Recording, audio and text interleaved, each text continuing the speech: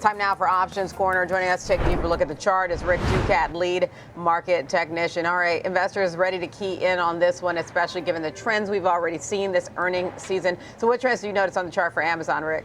Yes, Amazon underperforming not only its own consumer discretionary sector, but the S&P to a rather large degree. S&P up 13.5%. Amazon down about 1.3% here. When we do break it down and look at the Mag 7, it has the dubious distinction, too, of being one of the only two names that are in the negative here. It's second to last with only Meta behind. When we do look at Amazon more closely, though, we can see a symmetrical triangle type shape has been developing here since roughly our last earnings event. You can see our two white trend lines are converging toward each other. We're maybe perhaps a little bit closer to the lower end, but some important horizontal levels to be on the lookout for include here at 249. That was a notable high point that we established recently. Here, similarly, 225 was a notable low point. So those are the shorter term boundaries to be on the lookout for in terms of potential breakouts. Beyond that, 221 and 215 stand out to the downside.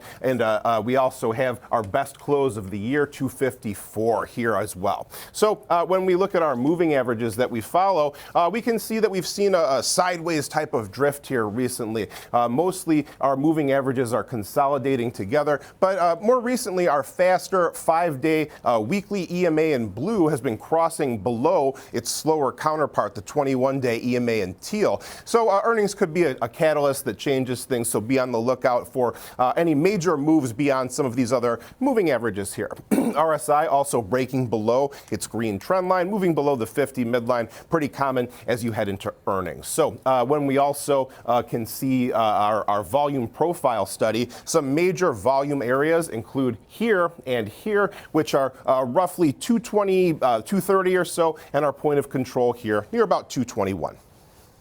All right. Thank you, Rick. That's Rick Ducat, our lead market technician. Now to take us through an example trade, we've got Tom White, co-host of Fast Market and senior options contributor. All right, Tom, what's the approach for an example trade, especially given the setup that Rick took us through in the chart? Yeah, some key technical levels is what I kind of looked at here going into a strategy, this don't be a hero type of strategy. We've seen some of these tech companies report really good earnings, really good guidance.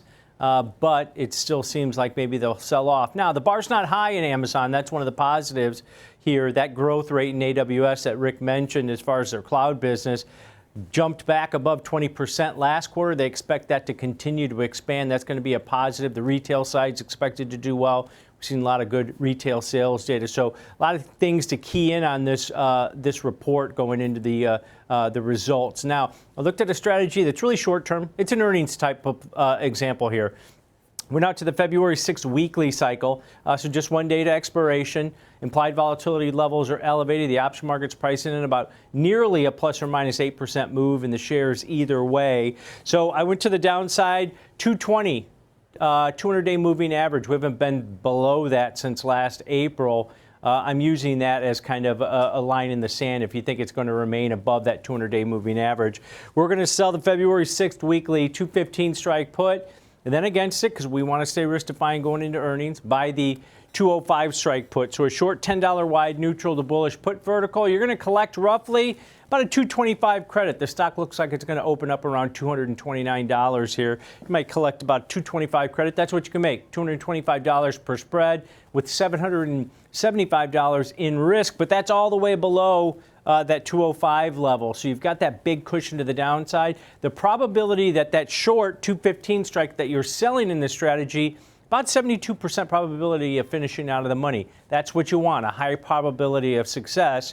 Now, if you collect that 225 credit, 212.75 is your break even to the downside. That's over 7% below the current share price, so about that one standard deviation. So you're giving yourself a better probability of success.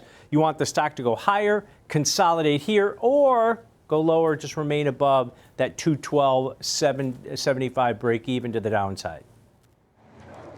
All right, good stuff. Thank you, Tom.